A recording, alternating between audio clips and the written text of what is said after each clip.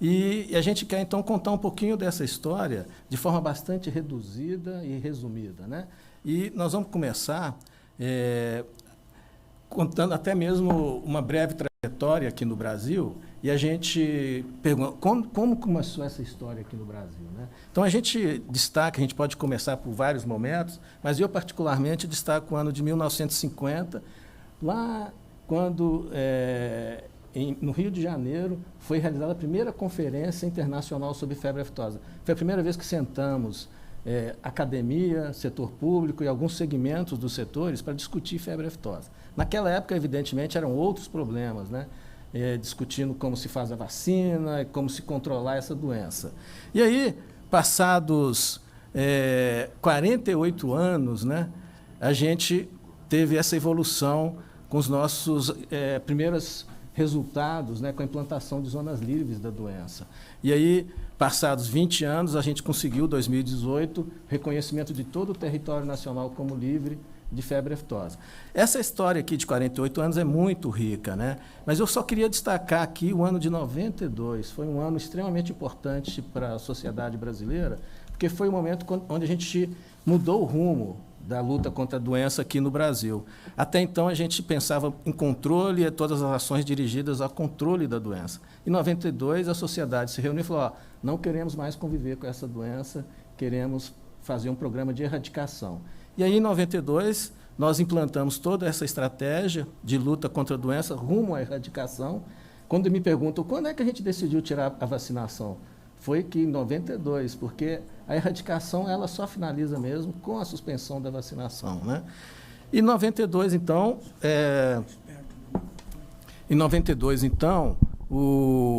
nós definimos, né, pela erradicação, entendemos que o caminho que tínhamos era sentar a sociedade toda conversando, setor público, setor privado, né, e trabalhamos com um processo de regionalização. E aí foi, então, que nós avançamos nesse ciclo aí até 2018. E nosso desafio agora, então, é levar o Brasil para livre de febre aftosa sem vacinação, e para isso, então, nós construímos a várias mãos o nosso plano estratégico 2017 a 2026, né? E nós vamos contar um pouquinho dessa história.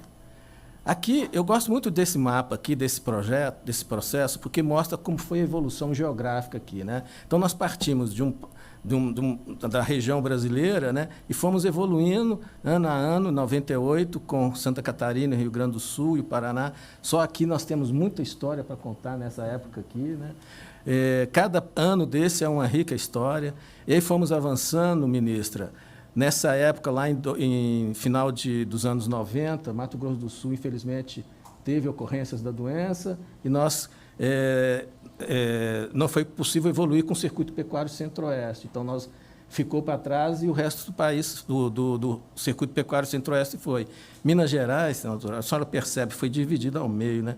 Naquela época, a gente era bem audacioso, né? Essas zonas de proteção, essas zonas tampão, foram bastante discutidas na época e uma estratégia audaciosa para fazer, né? E lembrando, esqueci de falar, lá em 98, foi nossa primeira zona livre reconhecida pela OIE, primeira zona livre com vacinação. Bom, aí nós fomos andando, caminhamos, depois circuito leste e fomos ampliando. Aqui em 2001, nós tivemos a perda do estado de Santa Catarina e Rio Grande do Sul, que foi uma ocorrência de febre aftosa que tivemos na Argentina, no Uruguai, que teve reflexo em toda a nossa região.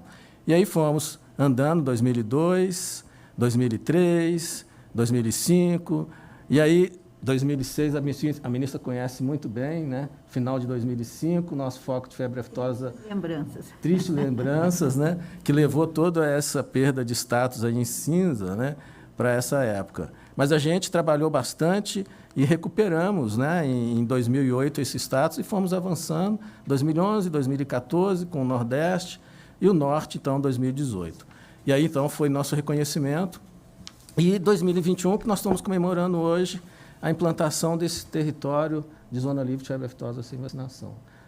Um passo importante, né, que representa em torno de um pouco menos de 20% do território nacional, mas com a pecuária extremamente expressiva e representativa, né?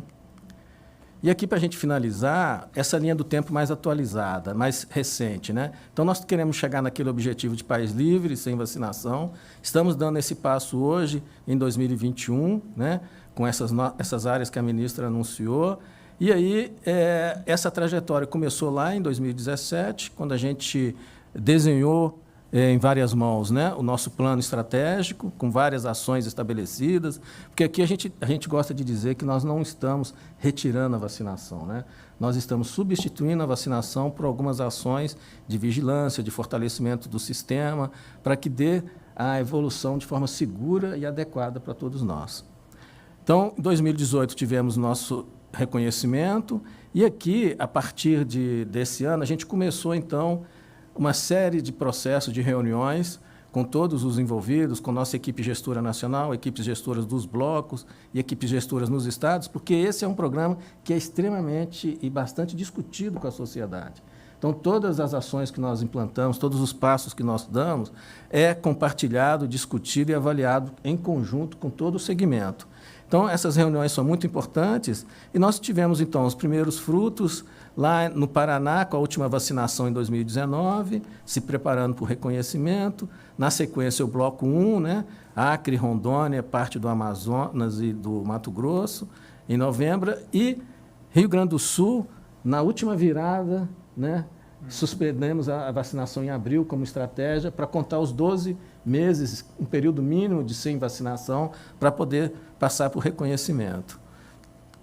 Um passo importante que teve foi a publicação da nossa Instrução Normativa 48, em julho de 2020, onde nós apresentamos as novas diretrizes mais modernas e adequadas, e após muitas discussões, que faz a gestão de todo esse processo entre zonas de trânsito e de comercialização.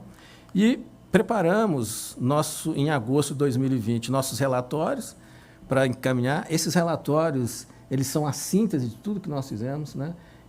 Conta muito com o apoio de todos os setores na construção desses relatórios, nas nossas equipes técnicas do Ministério, dos Estados. São relatórios que foram bastante avaliados pela OIE. A primeira avaliação foi em outubro, pelo grupo de especialistas da OIE. Agora, mais recente, na comissão científica, a ministra até passou para vocês numa live, numa reunião, né, esse posicionamento favorável da OIE para encaminhar o pleito, e o pleito, então, foi avaliado agora, nessa sessão de maio, sendo aprovado, né, por quase unanimidade dos países lá presentes. E aí, então, nosso desafio, o plano estratégico, que temos que executar, junto com o nosso plano hemisférico de erradicação da febre aftosa, né, e, em cima disso, com o Brasil aí dividido nessas regiões. Os blocos em azul são as áreas que já avançaram, que estão com reconhecimento, e essas outras áreas, esses outros blocos, né, que são que a gente está discutindo como avaliar agora os nossos próximos desafios.